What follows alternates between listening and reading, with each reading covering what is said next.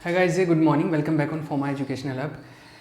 ये last lecture है इस चैप्टर का और इसमें हम लोग कुछ छोटे क्वेश्चंस के बारे में बात करेंगे। कुछ डेफिनेशन से दो वो ये है, एक तो नर्न्स्ट प्रमेय, नर्न्स्ट थ्योरम। ये जो थ्योरम है एक्चुअल में थर्ड लॉ ऑफ थर्मोडायनेमिक्स है, जो ऊष्मागति का तृतीय नियम है उसी को बताता है। ये मतलब इसका जो कंक्लूजन निकलता है वो थर्ड लॉ ऑफ थर्मोडायनेमिक्स में ही पहुंचता है। ऊष्मागति का तृतीय नियम भी है, तो इसी को नर्न्स थ्योरम को कई बार ऊष्मागति का तृतीय नियम भी बोलते हैं। थर्ड लॉ ऑफ थर्मोडायनेमिक्स भी यही है, ठीक है। तो ये क्या है लिखिए। पहली चीज तो जो परम शून्य ताप होता है, absolute zero temperature. Absolute zero temperature का मतलब होता है जीरो केल्विन। जीरो केल्विन का मतलब हो गया -273.15 डिग्री सेंटीग्रेड माइनस में। तो जीरो केल्विन टेम्परेचर को क्या बोलते हैं? एब्सोल्यूट जीरो टेम्परेचर, परम शून्य ताप। तो लिखिए, परम शून्य ताप पर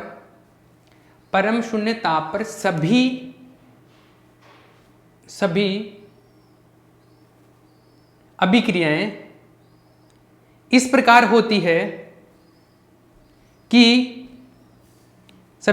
इस प्रकार होती है कि उनकी एंट्रोपी में कोई परिवर्तन नहीं होता। निकाय की एंट्रोपी में कोई परिवर्तन नहीं होता। इस प्रकार होती है कि निकाय की एंट्रोपी में कोई परिवर्तन नहीं होता है। परम शून्य ताप पर सभी अभिक्रियाएं इस प्रकार होती है कि निकाय की एंट्रोपी में कोई परिवर्तन नहीं होता है। निकाय की एंट्रोपी में कोई परिवर्तन नहीं होता। इसको ऐसे भी बोल सकते हैं कि निकाय की एंट्रोपी क्या होती है? कांस्टेंट रहती है वहां पे। अर्थात परम शून्य ताप पर निकाय की एंट्रोपी नियत रहती है। निकाय की एंट्रोपी नियत रहती है। इंग्लिश में लिखिए, at absolute zero temperature all reactions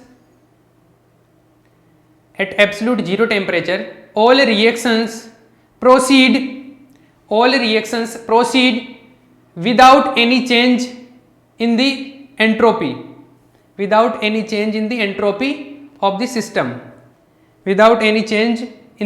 of the system. ठीक है। It means entropy remains constant at zero temperature, at absolute zero temperature. Entropy remains constant at absolute zero temperature. ठीक है। इसको थर्ड लॉ ऑफ थर्मोडायनेमिक्स बोलते हैं, लेकिन third law of thermodynamics का इसका एक अलग स्टेटमेंट, दूसरी तरीके से इसका अलग स्टेटमेंट और दिया जाता है। इसके नीचे वाली लाइन में लिखो, नर्न्स्ट प्रमेय ऊष्मागति के तृतीय नियम को बताती है। नर्न्स्ट प्रमेय ऊष्मागति के तृतीय नियम को प्रदर्शित करती है। नर्न्स थ्योरम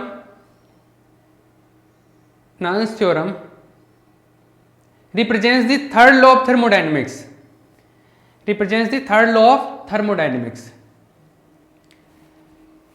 अब थर्ड लॉ ऑफ थर्मोडायनेमिक्स में क्या होता है? थर्ड लॉ ऑफ थर्मोडायनेमिक्स का एक्चुअल में स्टेटमेंट क्या है वो समझना। तो नीचे वाली लाइन में लिखो, ऊष्मागति के तृतीय नियम के अनुसार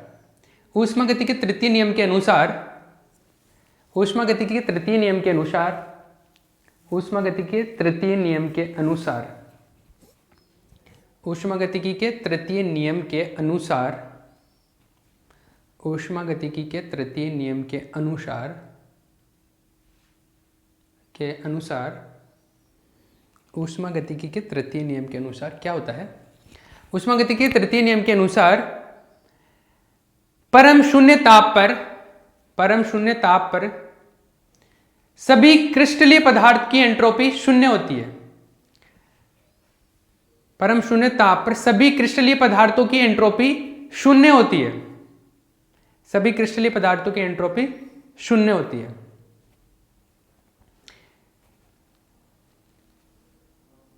At absolute zero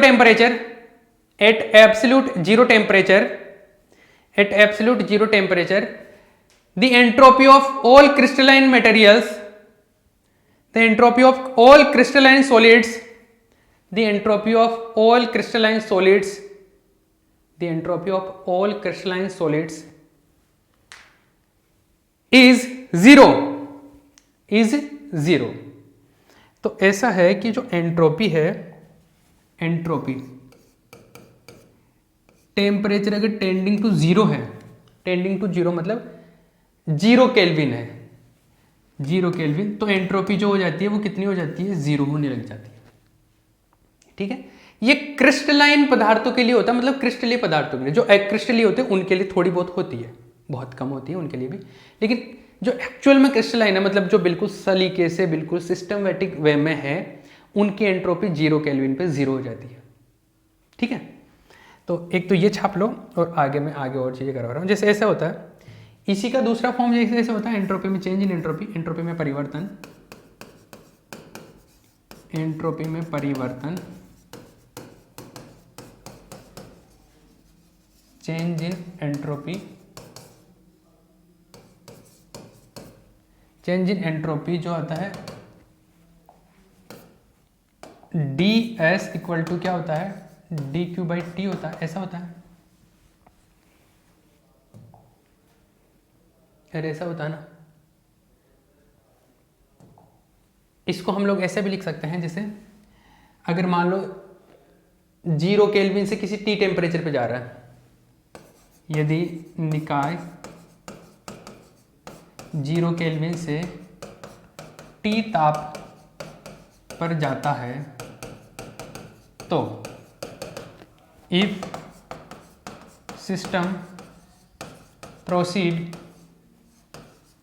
from zero kelvin to T kelvin, अगर मान लो टेम्परेचर जीरो केल्विन से टी केल्विन तक हो रहा है, तो एंट्रोपी में जो चेंज आएगा बाद में एंट्रोपी होगी वो क्या होगी, मान लो स्टार्टिंग में एंट्रोपी है उसकी जो भी है अभी बताता हूँ मैं, डी क्यू बाई टी है, इनिशियल टेम्परेचर है जीरो केल्विन, बाद में है टी, इनिशियल जो इसकी एंट्रोपी है जीरो केल्विन को एस जीरो है, बाद में होगी उसकी एस टी टेम्परेचर पे टी है।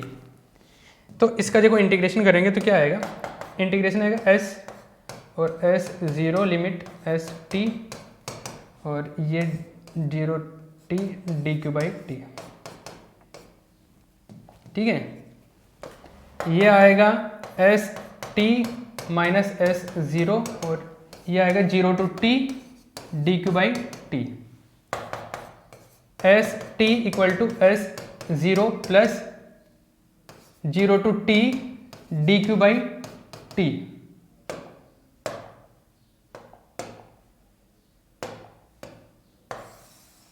ये आ गया, मतलब आपको किसी भी टाइम पर किसी भी टेम्परेचर पर अगर एंट्रोपी चेक करनी है तो एस जीरो तो क्या है, जीरो केल्विन टेम्परेचर पे एंट्रोपी है, उसमें ऐड होती रहेगी। अगर क्रिस्टलाइन मटेरियल है, अगर क्रिस्टलीय पदार्थ है तो एस जीरो क्या हो जाएगी, जीरो, क्योंकि क्रिस्टलीय पदार्थों के लिए जीरो होती है एंट्रोपी जीरो टेम्परेचर पे, जीरो केल्विन। बाकी किसी भी टेम्परेचर पर अगर आपको एंट्रोपी चेक करनी हो तो इससे फॉर्मूले से आप कैलकुलेट कर सकते हैं। ठीक है, ये हो जाएगा, समझ आया, ऐसा है। फॉर क्रिस्टलाइन मैं लिख देता हूं यहाँ पे, फॉर क्रिस्टलाइन सॉलिड्स, क्रिस्टलीय पदार्थों के लिए, क्रिस्टलीय ठोस पदार्थों के लिए, क्रिस्टलीय ठोस पदार्थों के लिए, क्रिस्टलीय ठोस पदार्थों के लिए क्या होता है, एस जीरो क्या होता है, जीरो होता है, जीरो केल्विन पे एंट्रोपी जीरो होती है, तो एस टी किसी भी टेम्परेचर पे चेक करना हो तो ये zero T D Q by T, ये आ गया। ठीक है, तो जो नर्न्स थ्योरम है उसके बेसिस पे हम लोग क्या कैलकुलेट करते हैं, उसके वो एक्चुअल में थर्ड लॉ ऑफ थर्मोडायनेमिक्स को ही शो करता है, और थर्ड लॉ ऑफ थर्मोडायनेमिक्स से एंट्रोपी कैलकुलेट कर सकते हैं हम लोग। ठीक है, ये आ गया, क्लियर है। और इससे हमारे को ये भी पता चलता है कि एंट्रोपी जब भी टेम्परेचर बढ़ता है तो मतलब या कोई भी सिस्टम किसी भी डायरेक्शन में जाता है तो एंट्रोपी, जो टोटल सिस्टम की जो एंट्रोपी है वो क्या होती है, हमेशा बढ़ती है, इंक्रीज ही होती है। मतलब निकाय उस दिशा में जाएगा, सिस्टम पूरा सिस्टम उस डायरेक्शन में जाएगा जिससे एंट्रोपी बढ़े, पूरे सिस्टम की एंट्रोपी बढ़ेगी। ठीक है, तो यहां पर एक लास्ट में लाइन लिख लो, अतः अतः संपूर्ण निकाय उस दिशा में जाता है, संपूर्ण निकाय उस दिशा में जाता है जिसमें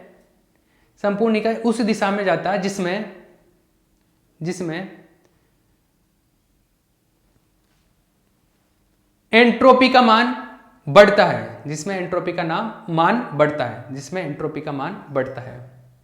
Hence, the system proceed in that direction.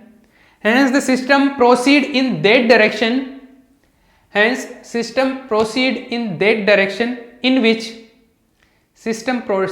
that direction in which total entropy of the system increases. ठीक है, ये हो गया भैया, कंप्लीट हो गया ये टॉपिक नल्स थ्योरम। एक और टॉपिक बता देता हूं, एक और टॉपिक पढ़ते हैं हम लोग। यहाँ पे रीजनरेटिव कूलिंग बोलते हैं उसको, पुनर्निवेशी शीतलन।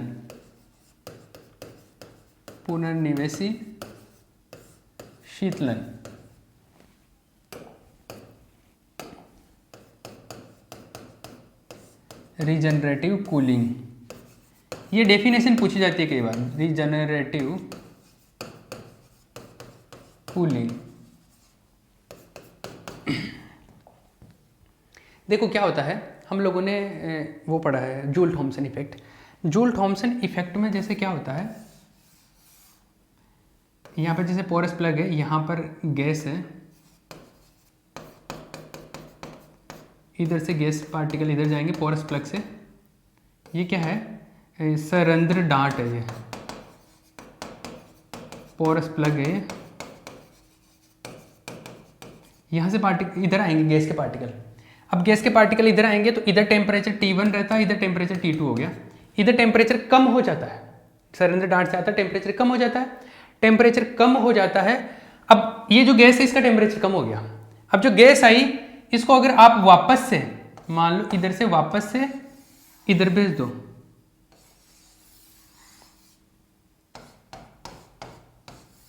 पर्टिकुलर मेथड से अगर आप इधर भेज दो, आप समझो वापस से इधर आ गए, तो जैसे मान लो पहले इस गैस का टेम्परेचर यहाँ पे पहले टेम्परेचर था 25 डिग्री सेंटीग्रेड, ऐसे समझो एक बार। जब ये गैस इधर आई तो सरंध्र डांट से, तो टेम्परेचर कम हो गया, मान लो कितना हो गया, 20 डिग्री सेंटीग्रेड हो गया, कम ही होगा ना, टेम्परेचर कम होगा। अब 20 डिग्री वाली गैस को वापस से मैंने इधर से भेजा, अब कितने वाली आ रही है, 20 वाली आ रही है। अब 20 वाली को फिर से इधर भेजेंगे तो और कम हो जाएगा, मान लो 13 डिग्री हो गया। फिर से वापस से 13 डिग्री वाली आई तो फिर इसको इधर से भेजेंगे, फिर और कम करेंगे, फिर इधर 13 डिग्री वाली है, फिर इसका और कम होगा, फिर मान लो 5 डिग्री, फिर 3 डिग्री माइनस में। इस तरीके से क्या हो जाता है, इस तरीके से गैस लिक्विड में बदल जाती है। बार बार अगर ये जूल थॉमसन प्रक्रिया से गुजारते हैं, बार बार जूल थॉमसन एक्सपेरिमेंट करते हैं एक ही गैस के लिए, तो क्या होता है, टेम्परेचर लगातार कम होता है और इतना कम हो जाता है कि जो गैस है वो द्रव में बदलने लग जाती है, गैस लिक्विड में चेंज हो जाती है। इस प्रोसेस को, मतलब बार बार जूल थॉमसन करने को हम लोग बोलते हैं पुनर्निवेशी शीतलन, रीजनरेटिव कूलिंग। पुनर्निवेश, फिर से निवेश कर देना, फिर से वापस से एक्सपेरिमेंट कर रहे हैं एक तरीके से। तो लिख लीजिए, पहले लिख लीजिए, फिर समझ, फिर इसको छापना बाद में मैं बताऊं तब, पहले लिख लीजिए। यदि एक ही गैस के लिए जूल थॉमसन प्रयोग को दोहराया जाता है, यदि एक ही गैस के लिए जूल थॉमसन प्रयोग को दोहराया जाता है, तो उसे पुनर्निवेशी शीतलन कहते हैं। If Joule Thomson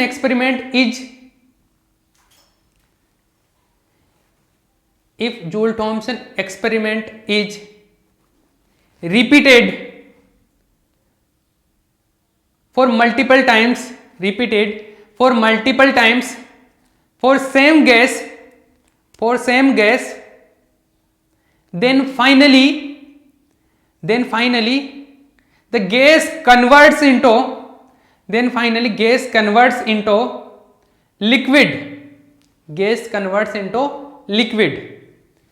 this procedure is known as regenerative cooling. This procedure is known as regenerative cooling. Hindi में उसमें उसके आगे लिखो, इस प्रक्रिया से गैस द्रव में बदलने लगता है। इस प्रक्रिया से गैस द्रव में बदलने लगता है। ठीक है, लिक्विड में चेंज होने लग जाता है। आप चाहो तो ये एक्सपेरिमेंट ये जो मैंने डायग्राम बनाया ये छाप भी सकते हो। एग्जैक्टली जरूरी नहीं कि जो एक्सपेरिमेंट दिखे वो इस टाइप का हो, लेकिन मीनिंग समझ में आ जाएगा उसको देख के। ठीक है, और इसमें जैसे कितना गैस लिक्विड में चेंज होगा उसका फॉर्मूला ऐसा है। यदि ऐसे देखो, if x part of gas converts into liquid, then यदि गैस का x अंश द्रव में बदलता है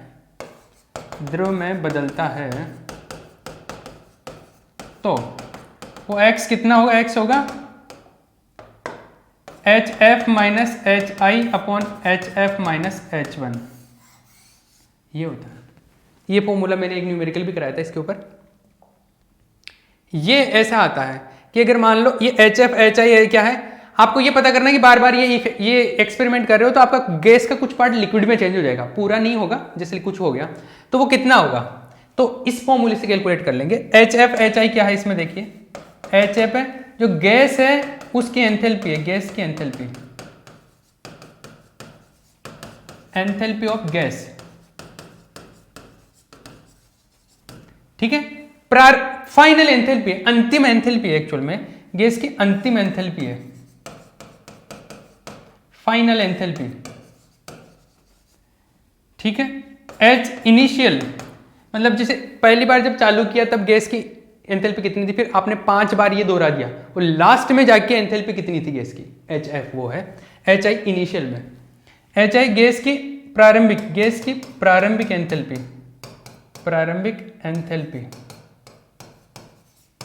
initial enthalpy of gas.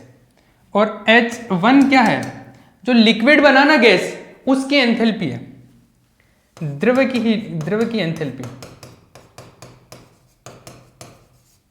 Enthalpy of liquid,